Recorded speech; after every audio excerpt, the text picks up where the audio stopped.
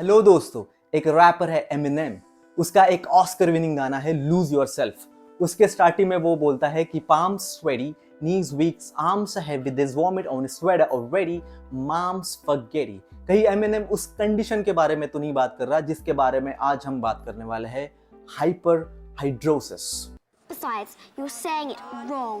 It's Leviosa, not Leviosa. Hidrosis is a condition जिसमें excessive sweating हो जाती है। आप बोलोगे so what, it seems like a trivial issue bro. It is not a trivial issue bro. Hyper hidrosis वाले लोगों में इतना डेस्परेशन लेवल हो जाता है कि वो लोग लिटरली एंटी पर्स्पिरेंट यूज करते हैं ऑन देयर पाम्स। आपने लोगों को वो पसीना ना लाने वाला स्प्रे आर्मपिट पे यूज करते हुए देखा होगा। लोग यहाँ पे लिटरली पाम पे यूज करते हैं। This is the level of desperation I am talking about. Summer के टाइम पे तो चप्पल फिसल जाती है, can't even wear shoes properly. Just सोचिए। और ये कंडीशन ज्यादा रेयर नहीं है। Around 3% of people are going through this issue.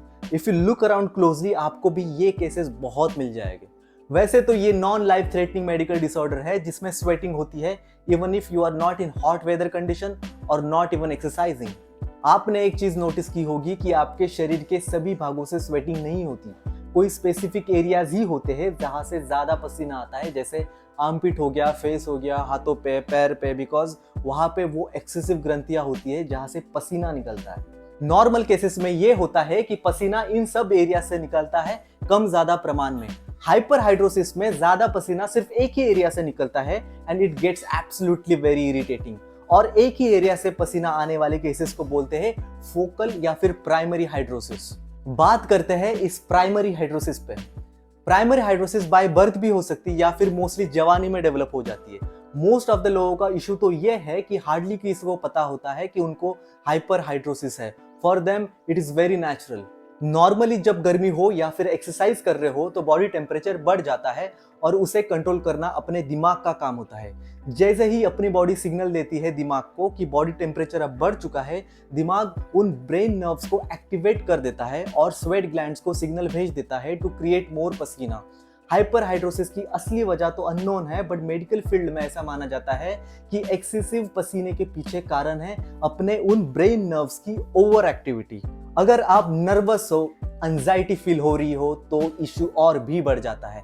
ऐसा देखा गया है कि it might be genetic. So अगर आपके फैमिली मेंबर्स को हो तो chances of you getting this are more. अब बात करते हैं सेकेंडरी हाइपरहाइड्रोसिस पे।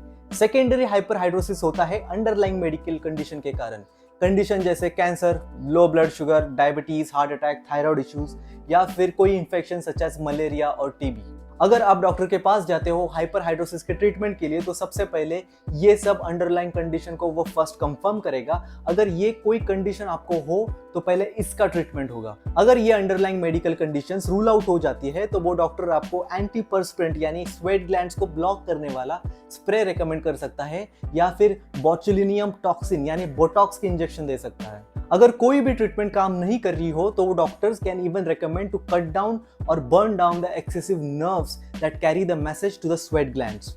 और एक इंटरेस्टिंग ट्रीटमेंट है जिसे बोलते हैं आयोंटोफोरेसिस। इसमें mild current shocks are pass through the skin. जिस नर्व्स एंड स्वेट ग्लैंड के कनेक्शन के बारे में हमने पहले बात की थी, उस कनेक्शन को ये करंट न्यूट्रलाइज कर देता है या फिर उस कनेक्शन को वीक कर देता है and sweating can be minimised. So अगर आपको कोई मिल जाता है जो हैंडशेक नहीं करता तो उसका मतलब उसमें बहुत एटीट्यूड है, ऐसा नहीं। May be, just may be, he has